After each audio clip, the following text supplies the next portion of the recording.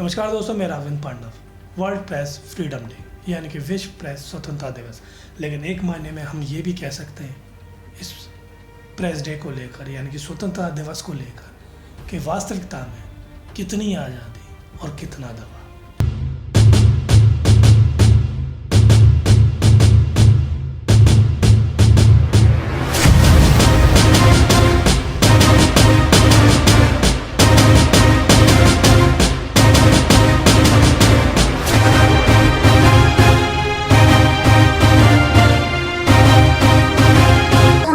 वो हमारा पत्रकार होता है और उस पत्रकार की ही ना तो कोई सुरक्षा है, ना ही कोई उसके परिवार के लिए कोई प्रोटेक्शन है, ना ही कोई गारंटी है। दोस्तों, आज हम बात करेंगे पत्रकारिता की यानी कि पत्रकारिता वास्तविकता में आज की डेट में उसका स्तर क्या हो गया है। दोस्तों, असल मायने में देखा जाए तो पत्रकारिता के नाम पर अब कुछ रहा ही नहीं है। पत्रकारिता अब खत्म सी होती नज़र आ रही है क्योंकि आज की डेट में पत्रकारिता का स्तर इस तरह गिर चुका है कि वो पत्रकारिता ना होते हुए एक रंगमंच नजर आता है। Because I'll tell you why. Because I'll tell you why. You hear me, then I'll tell you why. Can I tell you why?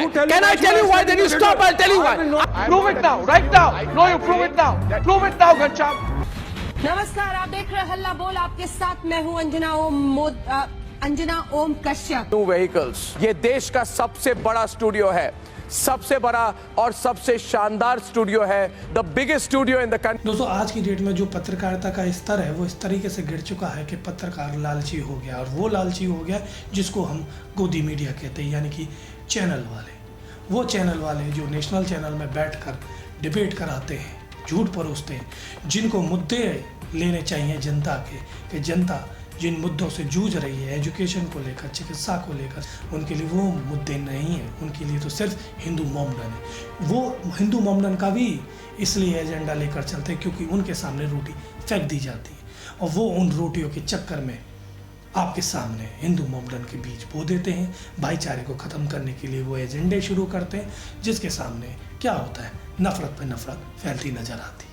80% हमारी आबादी हिंदू है। असली हिंदू वर्सेस ढोंगी है। जो हिंदू हित की बात करेगा वही 19 में क्या राज करेगा। जो हिंदू गर्व की बात करेगा वही देश पे राज करेगा। हिंदू सियासत, Hindu quote end quote, Hindu सियासत में महाभारत। पहले हिंदू पाकिस्तान और अब हिंदू तालिबान। हिंदुत्व किसकी बकौती। हिंदुत्व प्लस दलित इज इक्वल टू 2019 में जीत। हिंदू वोटर सबसे अहम हो गया है। क्या हिंदू वोटर पर सबकी आंखें हैं। भगवा से क्या बदले का भाग्य। और दोस्तों, ऐसा नहीं है कि सारे पत्रकार ऐसे बहुत से पत्रकार थे जिन्होंने अपनी जान की परवाह किए बगैर मैदान में डटे रहे और जनता के सामने सच लाने की कोशिश की, लेकिन हुआ क्या, उनको मौत के घाट उतार दिया गया। बहुत से ऐसे पत्रकार हैं जिनको बीच रास्ते में गोलियों से भून दिया गया। बहुत से ऐसे पत्रकार हैं जिनकी लाशें का पता ही नहीं। बहुत से ऐसे पत्रकार हैं जिनके परिवार बेदखल हो गए, बेपरवाह हो गए कि आज तक उनके परिवार को पता ही नहीं कि वो कहाँ है। पत्रकार जो होता है वो निस्वार्थ भाव से खड़ा होता है, आपके सामने सच लाने के लिए खड़ा होता है। लेकिन होता क्या है कि सरकार की नुमाइंदे, जिनकी सत्ताधारी जो आदमी होते हैं, वो उनको दबाने की कोशिश करते हैं।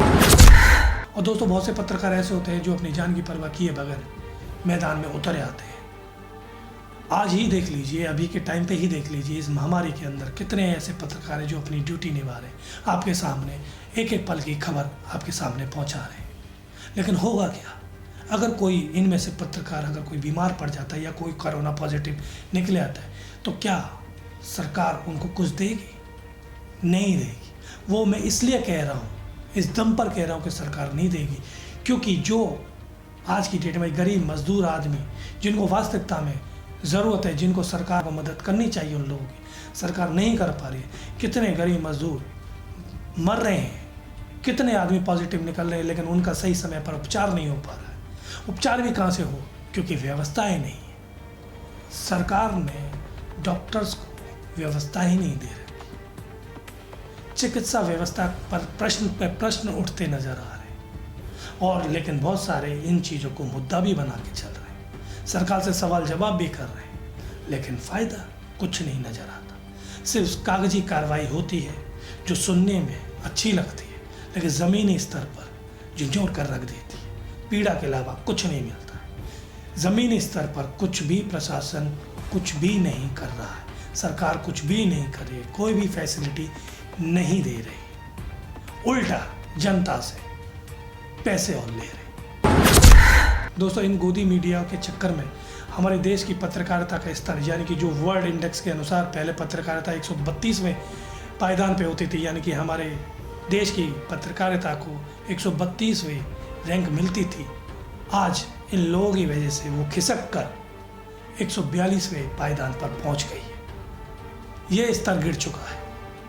अब आप ये बताइए कि पत्रकारिता का स्तर इन लोगों ने देश दुनिया में इस कदर डुबो के रख दिया है।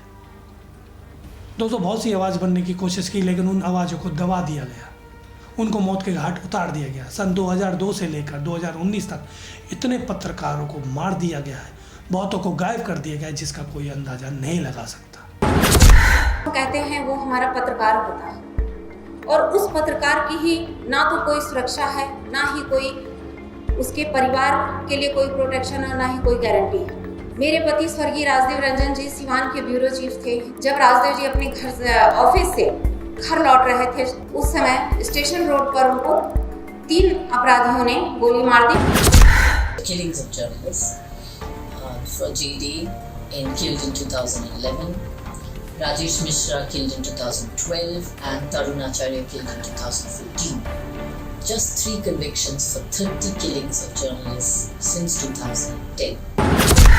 दोस्तों, आपको मालूम होगा कि पहले पत्रकार जो बनता था वो सच को हमेशा दिखाया करता था, सच के साथ चलता था, एक पहचान होती थी, एक चीज़ निकल कर आती थी, एक सत्यता निकल कर आती थी जनता के सामने, और जो लिख देता था पत्रकार वही पत्थर की लकीर बन जाया करता था, वही सच हो जाया करता था। लेकिन आज ऐसा नहीं।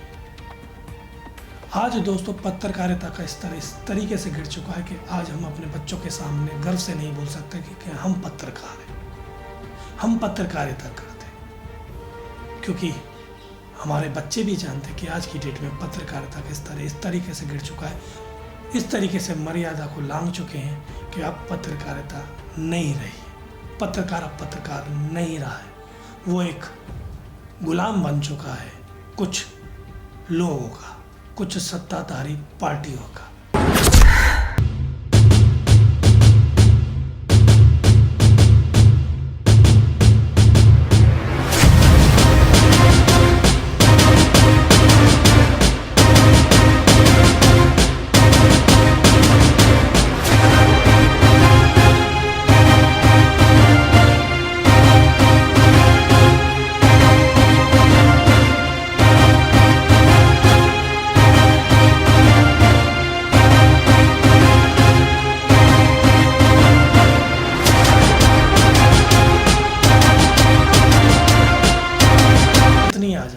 कितना दबा। उम्मीद करता हूँ दोस्तों आपको हमारा ये एपिसोड पसंद आया होगा। अगर आपको हमारा ये एपिसोड पसंद आया तो प्लीज़ लाइक करें, शेयर करें, सब्सक्राइब करें और नोटिफिकेशन बेल को ज़रूर दबाएं। तब तक के लिए राघवेंद्र पांडा को इजाज़त दीजिए। नमस्कार, जय हिंद, जय भारत।